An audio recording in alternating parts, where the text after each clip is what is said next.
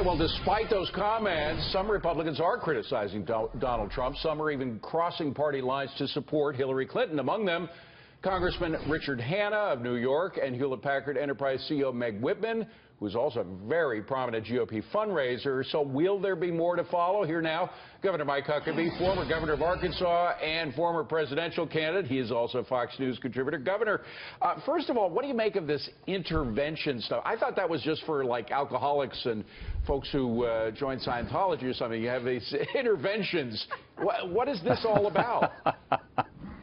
You know, I don't know. I'm sitting here thinking I wish there had been an intervention with me before I got into the race last year against Donald Trump.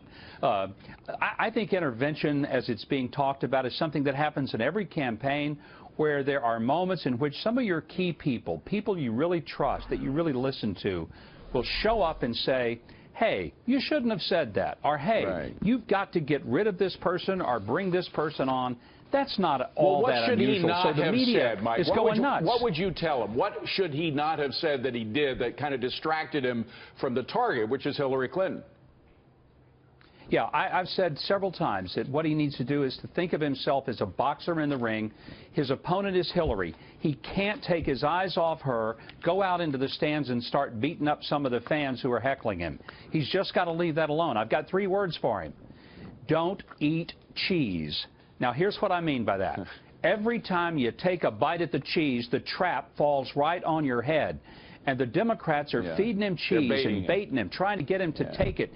And when he does it, it always ends up in a disaster. Well, so just focus on Hillary, focus on jobs. As you well know, is that when he is attacked, he goes after the attacker.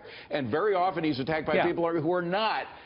Should not be the focus of his campaign, like the guy whose son was killed in Iraq. And that's part of the problem. Now, Reince Priebus, who's the head of the GOP, who had been getting along very well with Donald Trump, apparently is one of those who's disappointed with his recent behavior. Is he going to be part of this so-called intervention?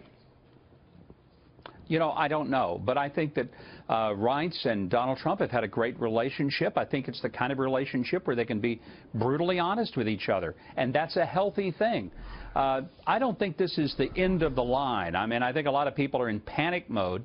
Some of the people who are saying, well, we're just not going to support, like Meg Whitman. Look, if a Republican says they can support Hillary Clinton, they're not a Republican. I mean, it'd be one thing if they say, I just can't, go with Donald Trump. I may support Gary Johnson and Bill Weld. Okay, that may be tolerable.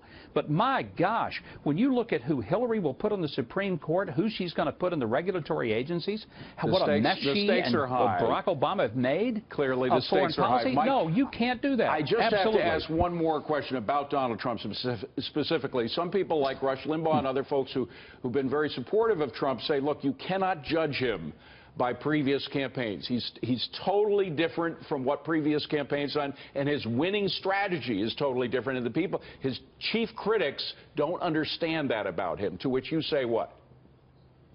I think they're largely right. It doesn't mean he can just go off and do anything, because ultimately there are undecided voters. But here's what is true. This is not an ideological election where people are voting traditional Democrat or Republican lines. Thus, Bernie Sanders and Donald Trump really blew away a lot of people in terms of their support. It's a disruptive election. The one thing let's be sure of is that the voters this year are not interested in somebody coming along and petting the puppy and making sure that the dog is fed on time. They want to clean out the kennel and start over and breed some new dogs, and that's what I think they're looking for Donald Trump to get done. Okay, but still there's got to be some calibration in that campaign. Governor Mike Huckabee, great to see you. Thank you for joining us. Appreciate it.